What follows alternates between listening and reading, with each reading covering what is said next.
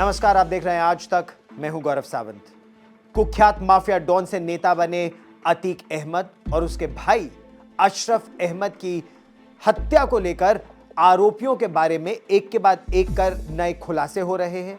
दरअसल अतीक और अशरफ के हथियारों के पास जो हथियार बरामद हुए हैं, हत्यारों के पास से, उनके बारे में पुलिस का यह कहना है कि वो तुर्की में बनी एक पिस्तौल है और भारत में ये जो पिस्तौल है ज़िगाना, इस पर प्रतिबंध है। ये मूलतः तुर्की में बनी पिस्तौल है। 2001 में इसका निर्माण शुरू हुआ था, लेकिन 2 नंबर की ये पिस्तौल पाकिस्तान में भी बड़ी मात्रा में बनाई जाती है। ये जो ज़िगाना पिस्तौल बनाने वाली कंपनी है वो तुर्की की ही है और भारत में अगर इस पर प्रतिबंध है तो एक बात और इसको लेकर जो साफ हो रही है वो ये है कि इसका पाकिस्तान में भी निर्माण होता है गैर कानूनी तरीके से, बहुत बड़े तरीके से अवैध निर्माण इसका होता है और वहां से इसे मानव रहित टोही विमान या ड्रोन, अनमैन्ड एरियल व्हीकल के जरिए भारत में पंजाब की सीमा में भेजा जाता है इन हथियारों को। पुलिस रिमांड के दौरान अतीक अहमद ने अपने पाकिस्तान, आईएसआई और लश्कर तैयबा के साथ कनेक्शन की बात कबूली थी, लेकिन पुलिस के लिए इस समय बड़ी चुनौती यह है कि अब इस जांच को आगे बढ़ाया कैसे जाए, क्योंकि जो हत्यारे थे उन्होंने अतीक अहमद और भाई अशरफ दोनों की हत्या कर दी। अब इस गुत्थी को सुलझाने में बहुत अहम भूमिका 2 लोग निभा सकते हैं। एक वो जो बमबाज था गुड्डू मुस्लिम और दूसरा अतीक अहमद की पत्नी शाइस्ता परवीन, क्योंकि जांच में यह भी निकल कर आ रहा है कि शाइस्ता परवीन को पूरे गिरोह के बारे में सारी जानकारी रहती थी। अतीक अहमद की हत्या को लेकर एक के बाद एक बड़े खुलासे हो रहे हैं। इसी कड़ी में अतीक के हत्यारों का पाकिस्तान और तुर्की के साथ कनेक्शन होने का भी खुलासा हुआ है। आपको बताएं तो तुर्की और पाकिस्तान 2 ऐसे देश हैं जो भारत के खिलाफ न केवल बयान देते हैं बल्कि भारत के खिलाफ बड़ी साजिशें भी करते हैं। खुलासा हुआ है कि अतीक की हत्या में जिस ज़िगाना पिस्तौल का इस्तेमाल हुआ वो तुर्की में बनती है और पाकिस्तान के रास्ते इस पिस्तौल को अवैध तरीके से भारत लाया गया था। जानकारी के लिए आपको बताएं तो पाकिस्तान और तुर्की के बीच रिश्ते बेहद अच्छे हैं और पाकिस्तान तुर्की से बड़ी मात्रा में हथियार खरीदता है। तुर्की के जिस ज़िगाना पिस्तौल का इस्तेमाल अतीक और अशरफ की हत्या के लिए किया गया था वो भारत में प्रतिबंधित है और इसे एक सोफिस्टिकेटेड हथियार माना जाता है और इसकी कीमत करीब 6 से 7 लाख रुपए के बीच है। ऐसे में ये बात तो साफ है कि भारत में ये पिस्तौल अवैध तरीके से पाकिस्तान से ही लाई गई थी। टर्किश डिफेंस डेली की एक रिपोर्ट के मुताबिक इस पिस्तौल को पाकिस्तान में लोकल वर्कशॉप पर ही अवैध तरीके से बनाया जाने लगा है। पाकिस्तान के लोकल गन मार्केट में इस पिस्तौल को बिल्कुल असली की तरह डिजाइन किया जाता है और इसे पाकिस्तान सस्ते दामों में आस पड़ोस के देशों में अवैध तरीके से बेचता है। आपको बताएं तो बीते दिनों पुलिस रिमांड में भी अतीक ने खुलासा किया था कि उसका कनेक्शन पाकिस्तान से रहा है। अतीक का गिरोह पाकिस्तान से अवैध तरीके से हथियार मंगवाता है। पाकिस्तान के द्वारा इन हथियारों को पंजाब सीमा के अंदर ड्रोन के माध्यम से भेजा जाता है और फिर उसको अतीक के गुर्गों के द्वारा अलग अलग राज्यों में पहुंचाया जाता है। अतीक और उसके गिरोह के न केवल पाकिस्तान और आईएसआई बल्कि अंडरवर्ल्ड डॉन दाऊद इब्राहिम से भी कनेक्शन होने का खुलासा हुआ था। अतीक अहमद की हत्या को लेकर भारत के खिलाफ विदेश में जो प्रोपेगेंडा चल रहा है वो और ज्यादा बढ़ गया है और ये प्रोपेगेंडा केवल पाकिस्तान तक सीमित नहीं है, केवल कुछ इस्लामिक देशों तक सीमित नहीं है। वहां की मीडिया ने अपनी पुरानी चाल चलनी उसी तरह से शुरू कर दी है।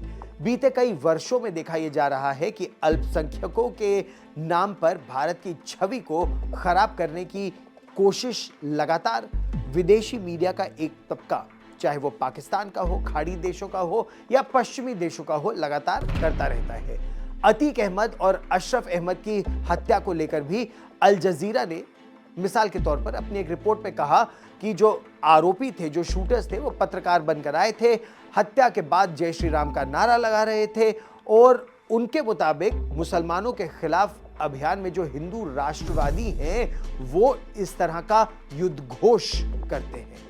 पाकिस्तानी मीडिया अतीक अहमद को पूर्व सांसद कहकर संबोधित कर रहा है और एक तरह से अतीक अहमद का जो 4 दशक से ज्यादा अपराध का जीवन है, उस पर पर्दा डालने की साजिश की जा रही है। किस तरह से अतीक अहमद के ऊपर 100 से ज्यादा मामले दर्ज थे। अपहरण के एक मामले में आजीवन कारावास अतीक अहमद को मिल चुका है। किस तरह से रंगदारी हो, लोगों का अपहरण हो, हत्या की कोशिश हो, जबरन वसूली हो, जबरन जमीन पर कब्जा हो, इस तरह के जो 100 से अधिक मामले हैं, इन पर पर्दा डालने की कोशिश चल रही है। और इसीलिए आज तक पर हम आपको सच दिखाने का ये प्रयास कर रहे हैं। देखिए प्रोपेगेंडा किस तरह से चल रहा है और क्रिमिनल इतिहास अतीक अहमद का और उसके भाई का किस तरह का था, ये आपके लिए समझना बेहद जरूरी है।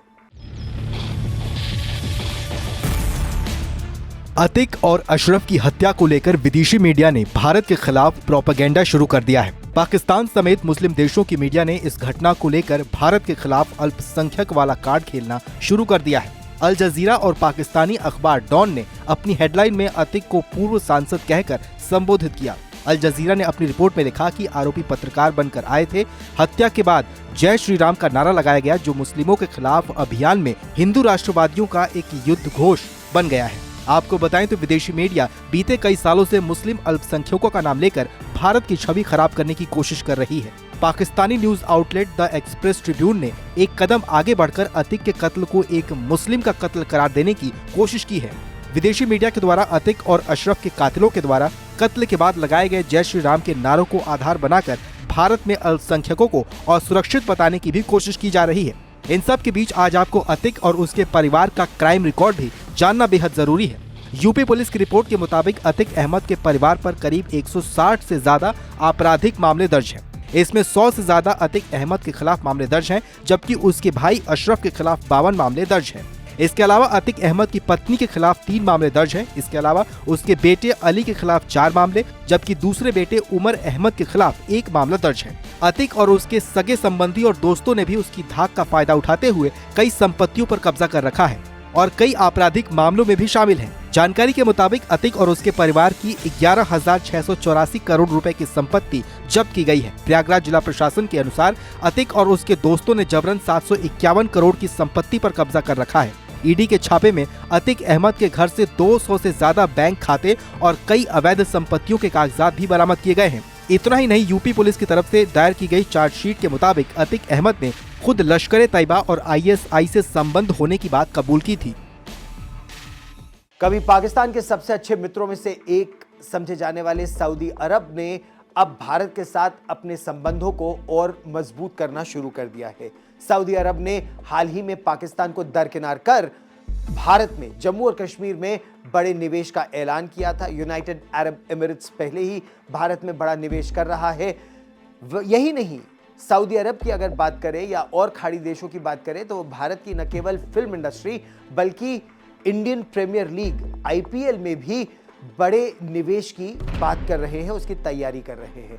दरअसल सऊदी अरब अब IPL के मालिकों की मदद से दुनिया की सबसे अमीर क्रिकेट लीग सऊदी अरब शुरू करना चाहता है और ऐसे में सऊदी और भारत के साथ मजबूत रिश्ते पाकिस्तान के लिए चिंता लगातार बढ़ा रहे हैं। और बीते कई दिनों से पाकिस्तान में अगर मीडिया की बात करें या पाकिस्तानी विशेषज्ञों की बात करें, राजनयिकों की बात करें, वो अब भारत और भारत की विदेश नीति की खुलकर तारीफ कर रहे हैं और पाकिस्तान की विदेश नीति में क्या परिवर्तन की आवश्यकता है, इस पर पाकिस्तान में ही मंथन की बात भी कर रहे हैं। भारत और खाड़ी देशों के बीच रिश्ते लगातार मजबूत होते जा रहे हैं। इसका सबसे ताजा उदाहरण भारत और सऊदी के बीच मजबूत होते रिश्ते हैं। साल 2014 के बाद भारत और मुस्लिम खाड़ी देशों के बीच रिश्ते बेहद मजबूत होने लगे। प्रधानमंत्री नरेंद्र मोदी की सरकार भारत में आई तो उसने सऊदी अरब के साथ रिश्तों को फिर से नया स्वरूप देना शुरू कर दिया। मार्च के महीने में सऊदी अरब के विदेश मंत्री फरहान अल सौद ने कहा था कि भारत के साथ रिश्ते और मजबूत हुए हैं। उन्होंने कहा था कि प्रधानमंत्री नरेंद्र मोदी और क्राउन प्रिंस मोहम्मद बिन सलमान के बीच भी रिश्ते काफी मजबूत हैं।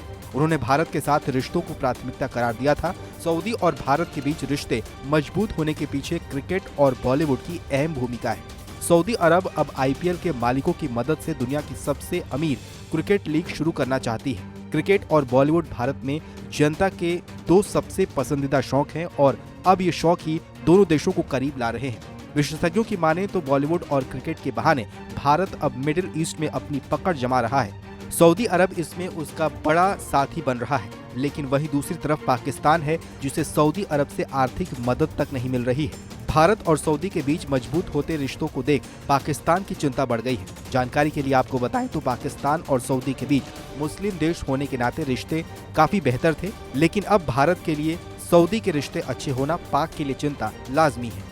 भारत को एक चीज समझने की आवश्यकता है कि पाकिस्तान कभी सुधरने वाला नहीं है।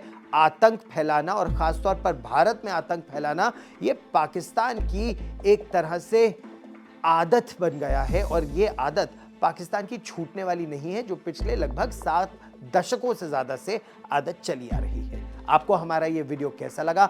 अगर आपकी इस पर कोई राय है तो कमेंट बॉक्स में जाइए और हमें लिखकर जरूर भेजिए। और देश और दुनिया की ताजा खबरों के लिए लगातार देखते रहिए आज तक। सब्सक्राइब कीजिए आज तक डिजिटल।